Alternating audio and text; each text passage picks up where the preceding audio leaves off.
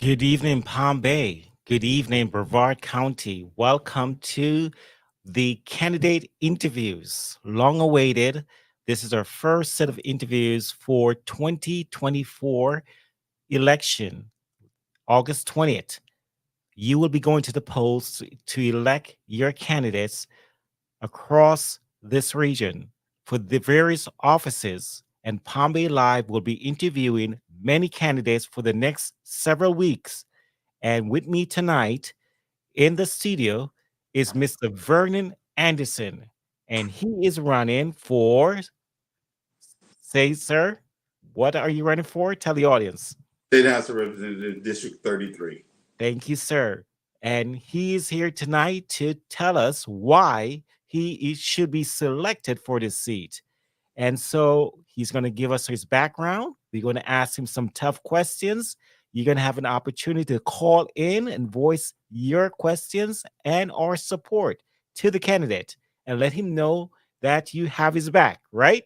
So we are here tonight with him, and we would like to open up by asking Mr. Anderson to do an opening statement. Tell us about yourself, your background, and how you have served your community over the last several years. You have the floor, sir. Thank you, Kevin. Most of my adult life, I've been defending my country. I spent 20 years in the United States Air Force. And of course, my second career has been in aerospace and defense.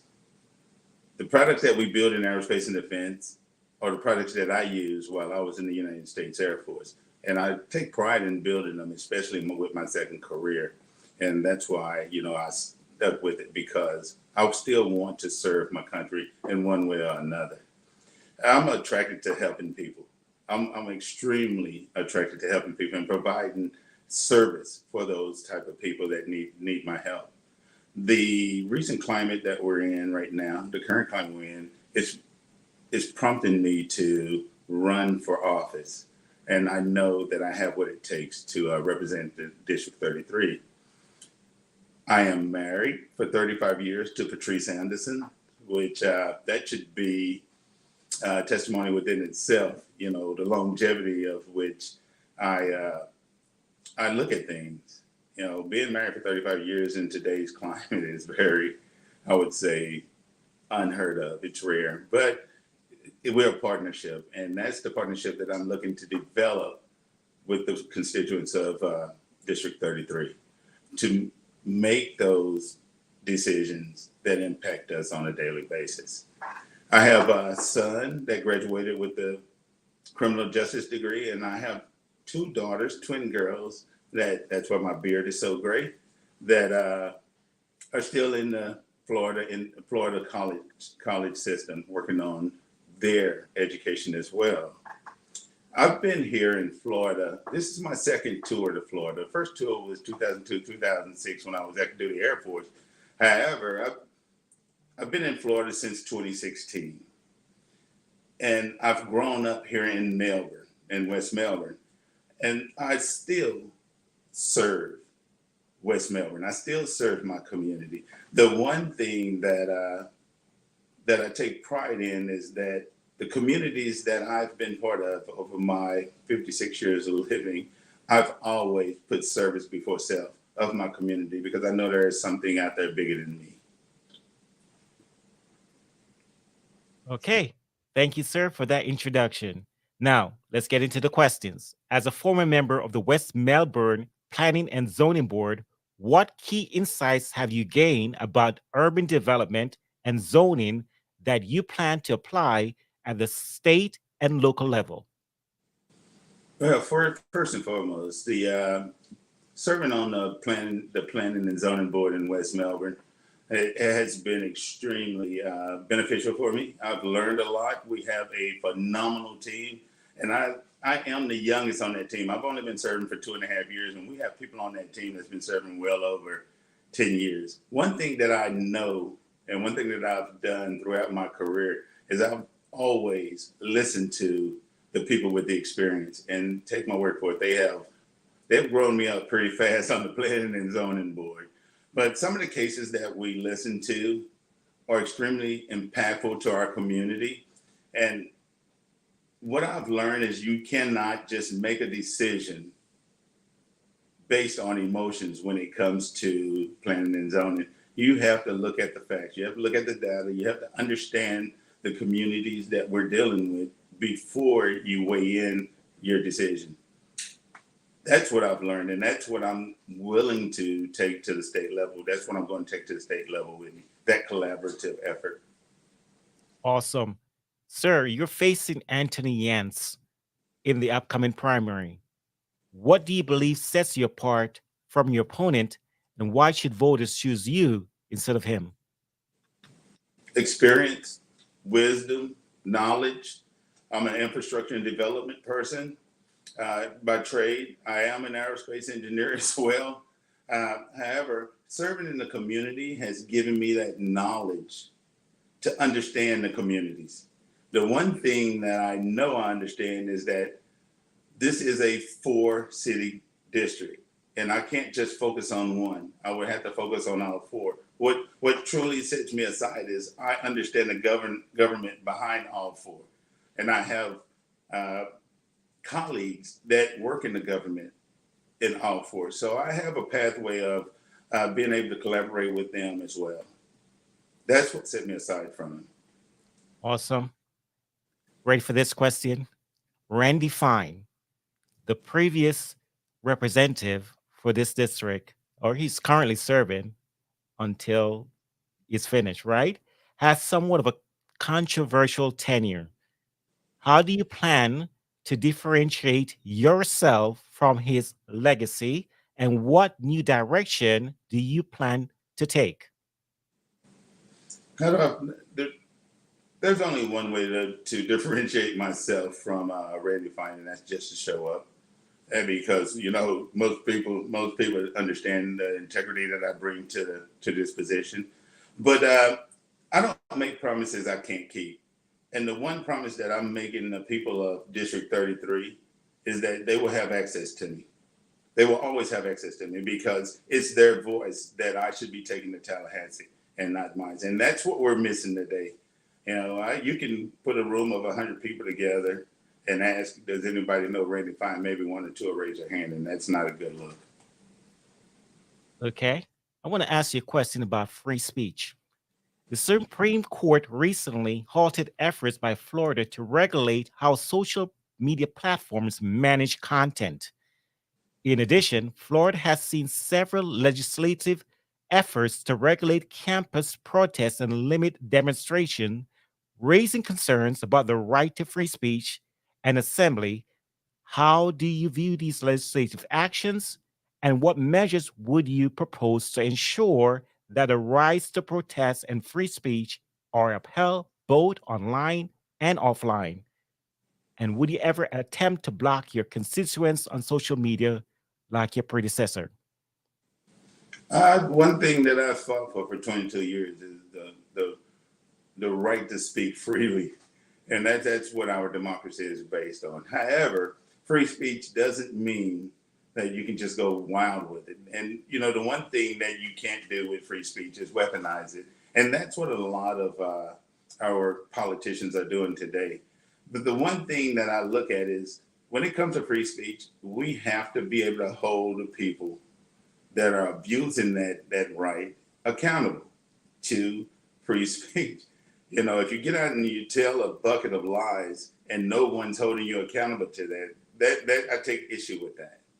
If you get out and you call yourself not factually giving information or rearranging the factual information to make it benefit you versus benefiting the whole, and I take issue with that as well. There should be legislation regulating what we can and cannot say on social media as well. And I will get behind legislation for that.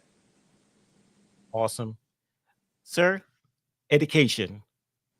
One of your platform points is addressing government overreach in education. Florida has recently been leading the nation in book bans, with over 1,400 books removed from the school shelves during the 2022-2023 calendar year. These bans have driven have been driven by new legislation and significant community involvement, particularly around books, covering topics like race, sexuality, and mental health. How do you view these books bans, and what is your stance on balancing parental concerns with ensuring a comprehensive and inclusive education for students? Book bans. Let's talk book bans. Book banning is the way we're doing it here in Florida. It's I think it's reckless. I think it's very improper. The reason being is because the people up at Florida, are making unilateral decisions on our education. And what I mean by that is that the Republicans, they have a supermajority. So no matter what they want to do in Tallahassee, that's pretty much what they're voting on. And that right there is dangerous. And the reason being is because, we've been accused of, Democrats have been accused of trying to indoctrinate our children. When you make unilateral decisions, that's indoctrination to me. That means that only 50% of the people are having input on what our kids learn or don't learn. And when you start banning books based on what your knowledge, your limited knowledge is, and not using the proper people to review these books, like the educators, that's problematic to me as well. When you start not teaching proper American history, that's problematic to me as well. When you start mandating that our children learn communism, who does that? That's extremely uh, problematic to me as well. And I will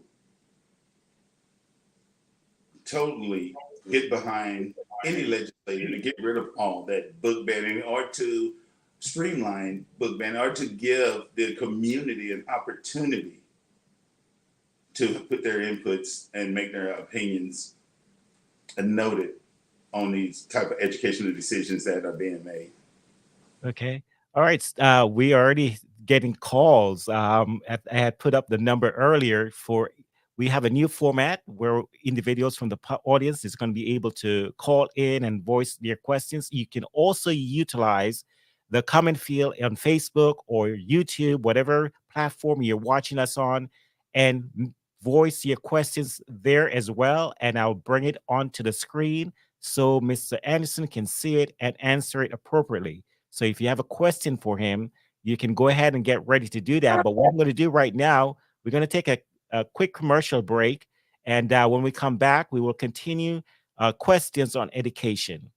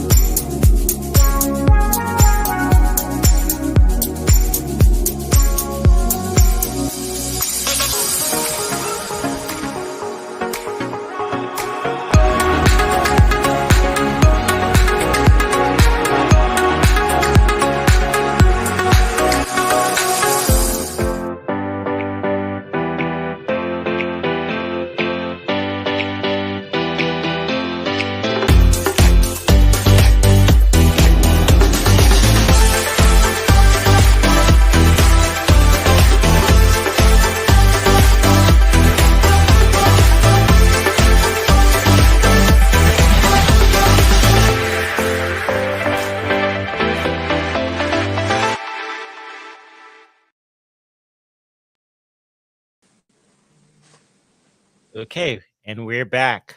We're back. Let's see. We have a question from the audience. So let's go ahead and pose this one before I get into my line of questioning. This is from Paul, and he said, "What would streamline book ban look like, and how would you make it more acceptable to a variety of the professionals already making these choices in our schools?"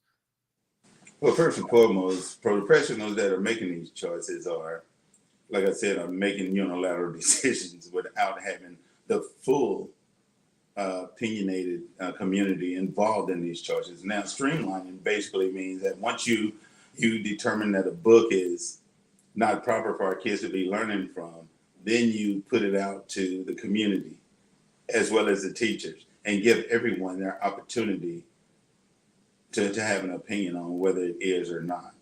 And that's, the most important thing when it comes to what our kids are learning is that community engagement piece. And I'm gonna just leave it at that for now. Okay. Community, I need your help. I need you to hit the like button and subscribe to the channel. If you're watching on YouTube, I need you to hit that like button and subscribe to the channel. Please do that for me. Hit the like button. Help me so the algorithm will go up and then Mr. Anderson's message will go out. So this is how we're going to do it. So smash um, that like button for me and subscribe to the channel so Mr. Anderson's message can go out. Please so do that for me right now. Smash that like button for me and let's continue, Mr. Anderson. Here we go. DeSantis signed a law that mandates the inclusion of the history of communism in public schools starting in 2026-2027 school year. While this topic is being added, Florida also been leading the nation in book bans. How do you view this contradiction in curriculum control? And what's your stance on balancing state mandates with ensuring a comprehensive and inclusive education for students? When you have an echo chamber like we have in Tallahassee currently, the problem I see is that when the leader of the state wants to make a decision, whether it's and it's a bad decision, you have no one there to challenge it.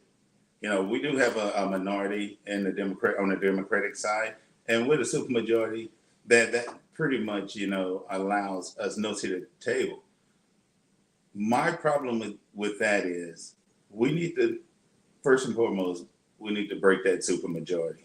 That way, we will get a seat at the table. And by him mandating the history of communism, but removing the history of African American history, that's not American. That's not proper American history at all.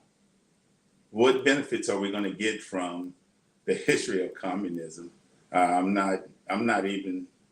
Make that make sense to me. I need him and the Republicans to make that make sense to me. Okay. Let's go back to Paul. Paul has a follow-up question. He said, you said you've been in favor of some legislation regulating social media speech. How would you preemptively regulate that without abridging First Amendment rights? Yeah, just like on Facebook, when you say something derogatory and someone make a complaint, Facebook hold you accountable by suspending your account. I will support any type of legislation that holds the people making these false accusations, these lies, telling these lies, are saying something that's just completely, utterly, just I would say inappropriate. I would hold them accountable. I would support any legislation to hold them accountable, one way or another. Okay. Florida is losing a lot of teachers, Mr. Anderson. The average teacher salary in our state is less than the minimum living wage of 58,970, while the national average is around 69,544. Creating a better environment to retain teachers is crucial. How do you plan to address this in Tallahassee? Do you envision some sort of approach that focuses both on improving teacher pay and providing affordable housing? Is this something that you will do? Understanding that Tallahassee is a body governance, I would have to collaborate with the people across the aisle to make sure that our teachers are taken care of. And the teachers pay, and I'm totally in agreement with it. It's the same pay that when I was in the elementary school 50 some odd years ago. And that's just not fair to them. The question you got to ask yourself and answer is, would you want someone making $39,000 a year teaching your kid? It's almost like the lowest bidder type thing. No, our teachers are way more valuable than that, and they need to be paid properly. Yes, I would incentivize. I would support legislation that incentivizes bringing teachers to our state, 100%, as well as the teachers that we currently have to keep them in this state.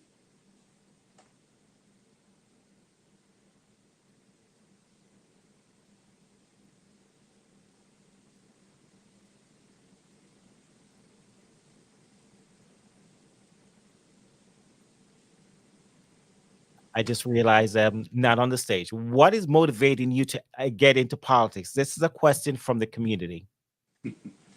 I've had an extremely uh, successful career, starting out with GSA FSS, working for the federal government, going to college. Of course, I worked and went to college at the same time. However, I decided to join the Air Force, where I had an amazing career. And once I retired, I went back into aerospace and defense, as stated earlier. Yes, I am very busy.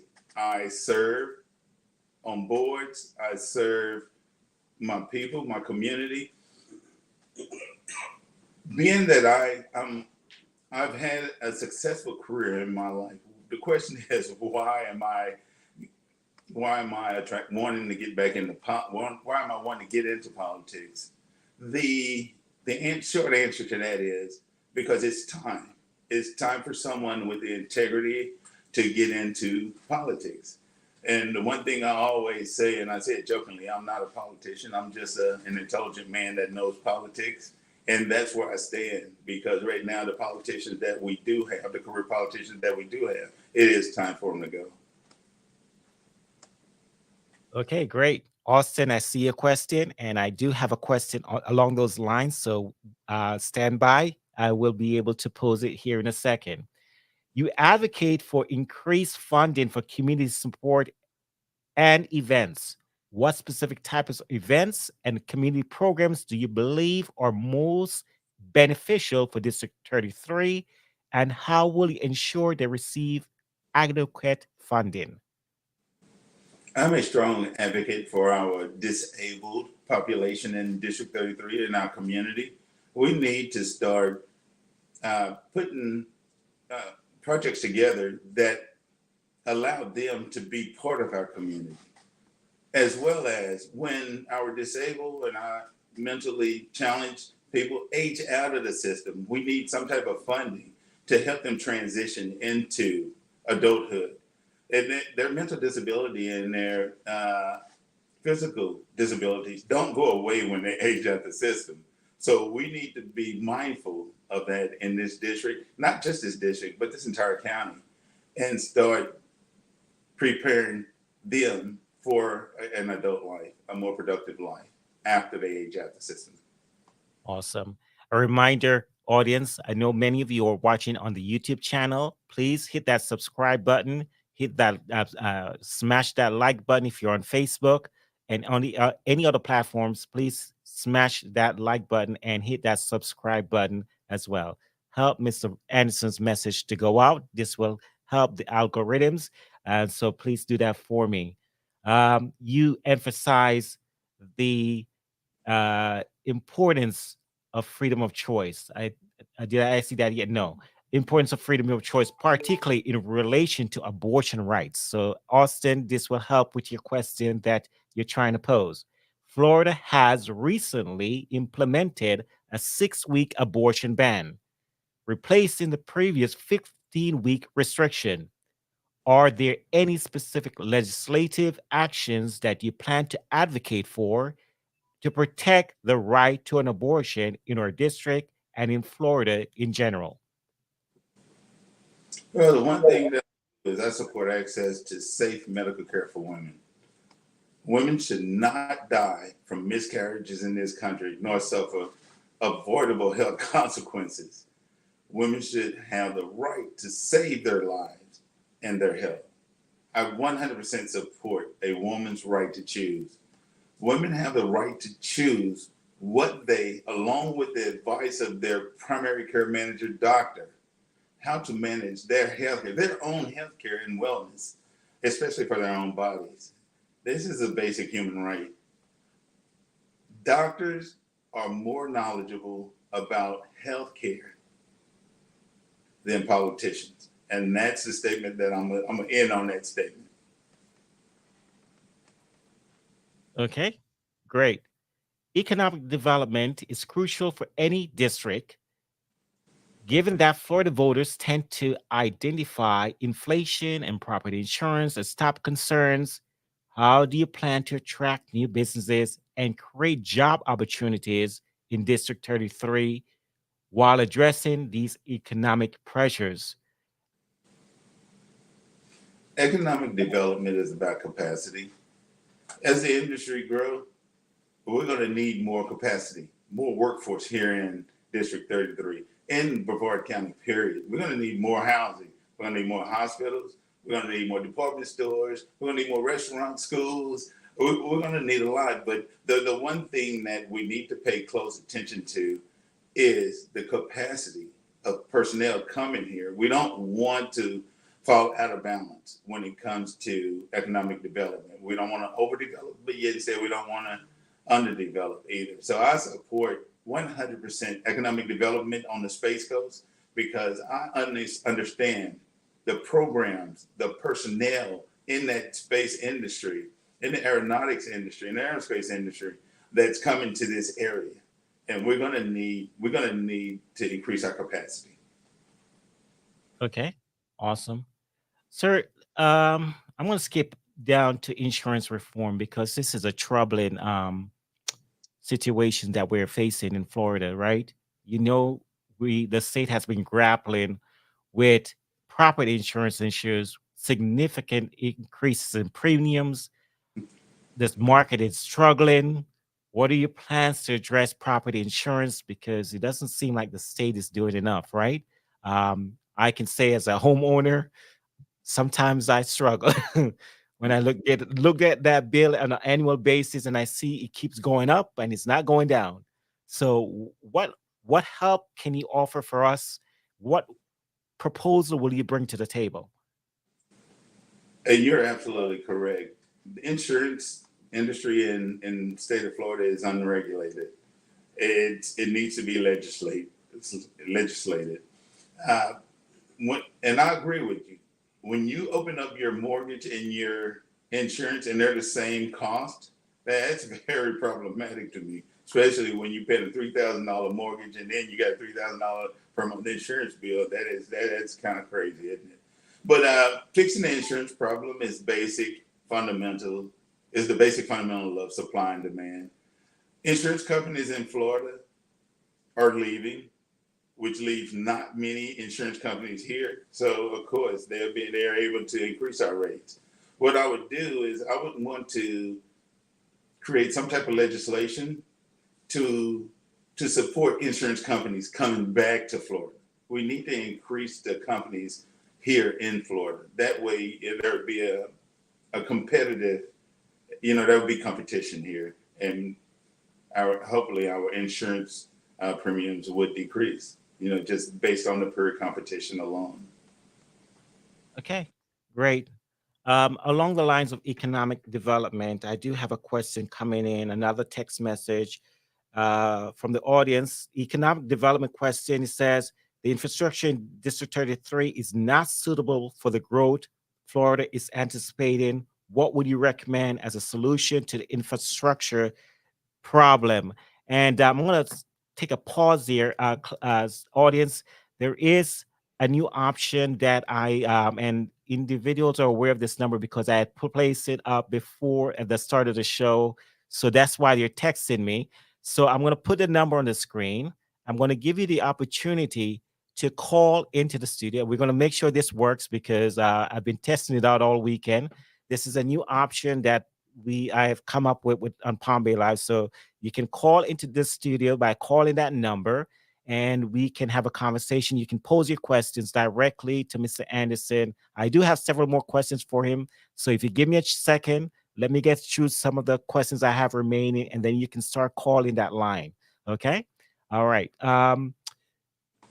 So where did I leave you off? I talked about infrastructure. You have that question that you just answered. So let's continue on the infrastructure. Saab Brevard, Saab Brevard in general has seen a massive influx of new residents, right? You've seen that. You drive around, the sky rises, they're going up. Apartment buildings are all over the place. New homes, new developments are popping up everywhere. Now, what are we going to do to expand these roads? Some of these roads are state owned. How are we going to do help with the development as far as expanding these roads to ensure that our residents can safely commute daily back and forth to work and whatever else they have going on? So infrastructure is it's a capacity issue, and we all understand it. However, infrastructure is almost like the human body. You know, Hmm. the older you get, the more worn you get. Hmm. We need to stay ahead of sustaining and maintaining our infrastructure, no matter what. South Brevard has gotten behind. It's going to take a lot of effort and a lot of money to get them up to speed. And I empathize with them. I run into the potholes myself. I noticed that the streets are extremely narrow. I totally get that, and I'm definitely going to work with that city government to improve their infrastructure program and infrastructure planning. Okay. All right. The number is on the screen. You can start calling in now. You can start calling in now if you do have a question. Um, Let me talk about integrity. There's been erosion of trust in the public in all levels of government. How do you plan to go about regaining the trust of the public? Some of our viewers are curious to know if you support mandatory background checks for elected officials. And what are your stands on mandatory drug testing and alcoholic testing as well? What policies do you think would help the public regain trust in their representatives? Well, first and foremost, everyone that knows me know I lead with integrity. They know, they understand what when I say I'm gonna do something, I'm gonna do it, and they understand the words that come out of my mouth is going to be the truth. Now, as far as background checks and drug testing and alcohol testing on public officials, politicians, I think that's a slippery slope right there. And the reason I say that is because don't forget we have politicians that are reformed drug addicts or maybe alcoholics that used to be alcoholics, but yet instead they went through the process to improve themselves. Yeah. However, with background checks, if you have a felony on your record, our felons in the state of Florida that they can't vote. Getting them their rights back to vote, it seems to be a challenge. However, we have people that can run for office with a felony on their record. And that right there is just one of those balances that we need to really focus on as legislators in order to ensure that the people that has served their time are able to vote. Yet instead, if you have a felony, depending on what type of felony it is on your record, should you be allowed to run for office? And my answer to that is absolutely not, depending on the felony. Okay. Let's take another text message questions, and I see some questions coming in from the audience too in the chat. So we're gonna try to address those. Let me go ahead and read this one off to you. It says, "Speaking of integrity, you've been very intentional about getting out into our district and being visible, much more than our current rep. What is the largest concern that has been raised to your attention while you've been campaigning? And a follow up, what is your plan to address it?" The largest concern, I believe I was knocked a little bit over a few thousand doors and spoken to the residents of not only Palm Bay, but Melbourne Beach, as well as West Melbourne. The biggest issue that's coming up is an infrastructure issue. It is also our affordable housing issue, our homeless. All that is, it's equal across the board because when they talk about infrastructure, we talk about our housing. When they talk about healthcare, we talk about the homeless. And those are the issues that they're bringing to me. Those are the ones that that are keeping them up at night. Those type of issues. My in order for me to truly understand what and how to begin to fix that, we need to have a moratorium on those issues. That way we as leaders can truly understand the root cause of the problems, and that way we can come up with a more viable solution to fixing those issues. Okay. Let's feel a question from the audience. What is your opinion on the IRL and can it be saved? Oh, can you do me a favor? That acronym IRL means something totally different than me than probably what does. Yeah, I think it's Indian River Lagoon that she's referring to. Oh, Indian River Lagoon. Yeah. Wow. Indian River Lagoon is extremely important to our environment here in Brevard County, as well as here on the Space Coast. The one problem that I see is, yes, it is being polluted, contaminated, and some of it is not intentional, but the intentional piece of it, where people are actually dumping into the area, we need to hold them accountable. We need to reinstate policies and laws at the local level to hold them accountable when they're found to be the ones contaminating the Indian River Lagoon. That is an extremely important feature of our industry here. Okay. I don't think we're gonna ask about Gaza on this show. We're getting outside the realm of local politics. I try to stick. Well, okay, this one also is talking about Palestine, so we're gonna remove that. All right. So yeah, we're not gonna ask those questions here. Sir, let me take a break, and hopefully we're gonna have some phone calls. If anybody wants to call in, now is the time to do that. Um, and so I'm going to take 1 minute break, and then you can call in with any support or questions for Miss Anderson.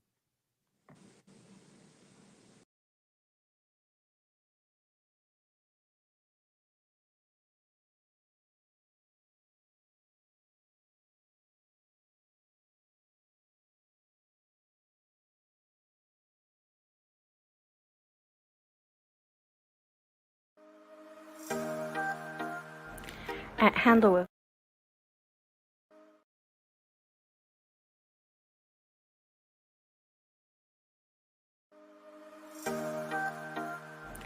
At Handle with Love Pet Care, we understand that pets are family. Our mission is to provide loving, personalized care for every pet, every time. Whether that's a fun play session in the backyard, a walk around the neighborhood, or just some much needed cuddles. Every pet, from bunnies to birds to fishes, they all receive the one-on-one care and attention that they deserve. We offer a wide range of personalized services, so even if your pet has unique needs, our professional and trained sitters have you covered.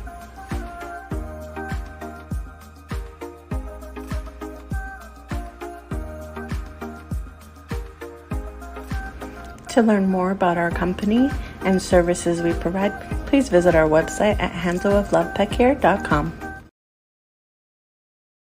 Hi, we're Bartman Enterprises. We create custom apparel for schools, clubs, sports teams, businesses, and nonprofits. We're a one-stop shop for all your custom apparel needs. We offer a wide variety of products for you to choose from, including t-shirts, sweatshirts, jerseys, spirit wear, and so much more. We use high-quality materials and can customize just about any product you can think of. We're an approved vendor for Brevard Public Schools and appointee vendor for City of Palm Bay. We can do any style, any color, any size. No project is too big, no minimum or maximum quantity. We'll get it done, guaranteed. Call now and mention PB Live 10 for free setup and 10% off.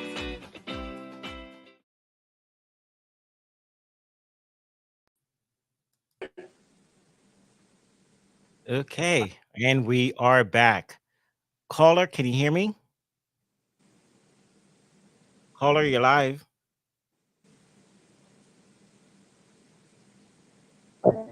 Hello? I hear you. Can you hear me? Yes, I can hear you. Okay, go ahead. Ask your question. So the question I had is, how do you deal with the potential voters choosing to sit out and not vote in District 33? Did you hear the But question? Mhm.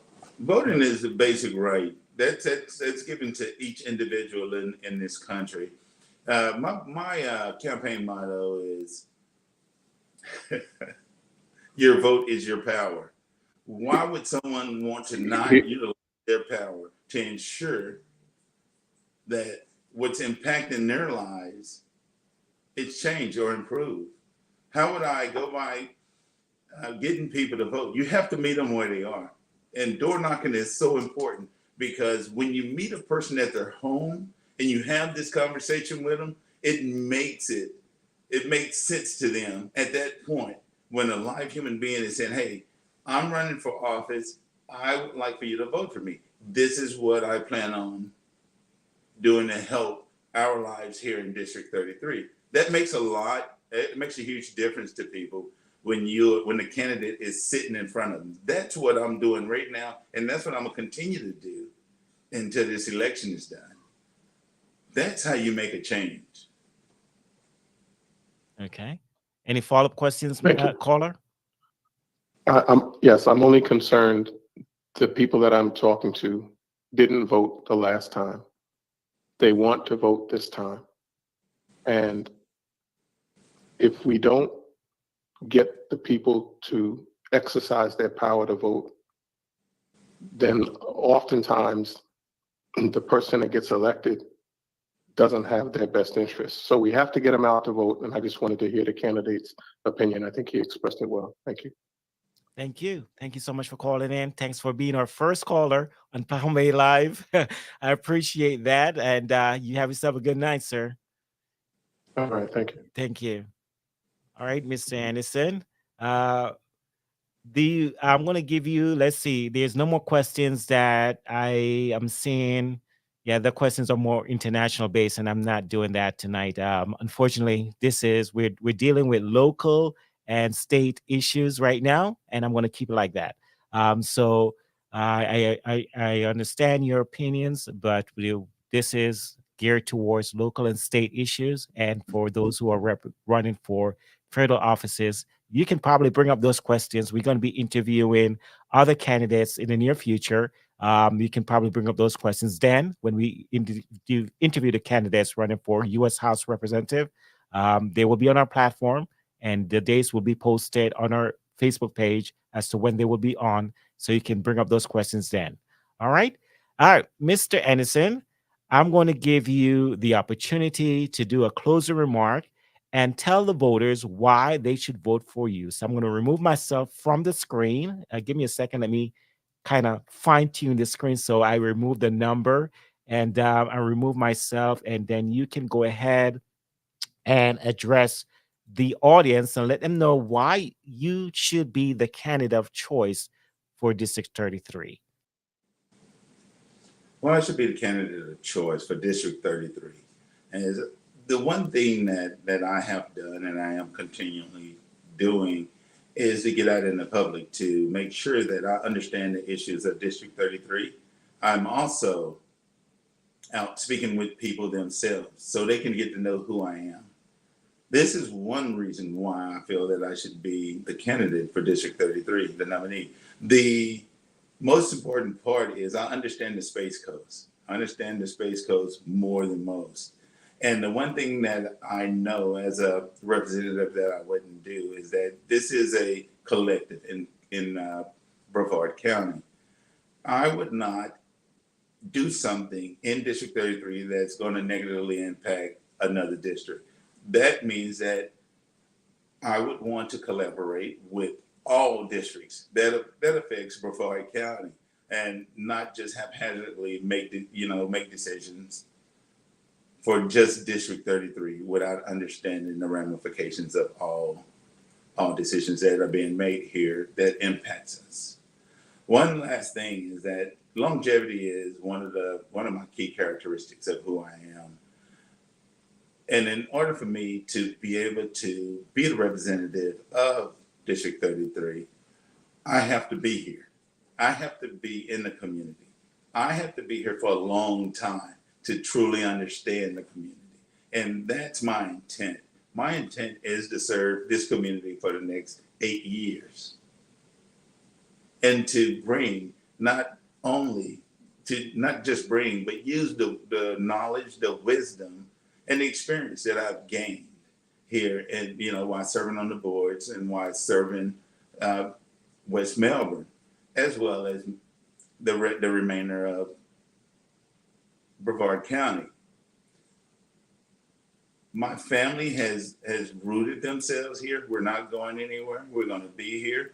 And the one thing that I hope people understand, that they will have access to me 100% of the time, not just when I feel it's beneficial for you to have access to me. You will have access to me. You will be able to reach me via email, via telephone, or whatever method you choose. Facebook, it doesn't matter. The one promise that I am making is that promise right there. You will be able to speak with me, and you won't be getting to run around, not from a representative like myself. And I thank you all for your time. I appreciate you. Okay, Mr. Anderson, a question came in late, and I know you did your closing remark. Would you like to address it? Absolutely. Okay, let me bring it up on screen. With the rise in the drug and opioid use, once elected, how do you plan on working closer with our local law enforcement to help bring down the use and help eradicate this issue in District 33? First and foremost, our law enforcement they are the experts at this. They would have to work with me and explain to me what they need in order for them to combat this rising drug and opioid use in our district. Not just only our district, our county. We have to work as a collective in Brevard County to drive this down, because say, for instance, we fix our problem in District 33. Basically, all we're going to do is transfer it up to District 31, because people are going to realize, okay, these people are for real in District 33 about drug and opioid use. So they're just going to move their operation.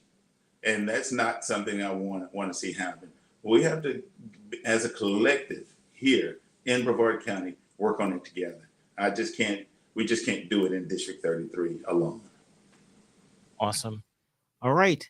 All right. Thank you, audience. Thank you for joining me tonight, along with Mr. Anderson. For you heard his concerns for the community. You heard what his stance are, what he's going to do for the community, and it is your choice. It is your choice to vote on August 20th. I can't tell you who to vote for, but get out and vote, because your vote does count. So please get to the polling stations and get out there early. I think in 8 days, we're going to be seeing those mail-in ballots start arriving at your home. If you're elected to have a mail-in ballot, ensure that you fill it out, you get it back to the elections office on time, etc. And if you have any questions, reach out to your representatives or the elections office, and voice your concerns, whatever it is, and ensure that you cast your vote. You get the opportunity to cast your vote. Next up, I'm going to be having an interview with Michael Burritt. He's running for Palm Bay City Council, starting here at 8 o'clock. So I'm doing a double banger tonight. I'm going to be tired when I'm done, but it has to be done. Somebody has to do this, because I have to help the community as far as getting the message out for all the candidates, so they can voice their concerns and tell them why, tell the audience why they should vote for them. And so that's what I'm doing. So again, Mr. Anderson, thanks for being our first person on the show for 2024 cycle. Thanks for being a trooper. Thanks for hanging in there. Thanks for fielding the questions from the audience. I really, really appreciate that. And good luck to you, sir. And best wishes to you and your family. Thank you, Kevin, for having me. All righty. Have a good night. See you guys in 7 minutes. We're going to start the next live here in 7 minutes. Please stand by.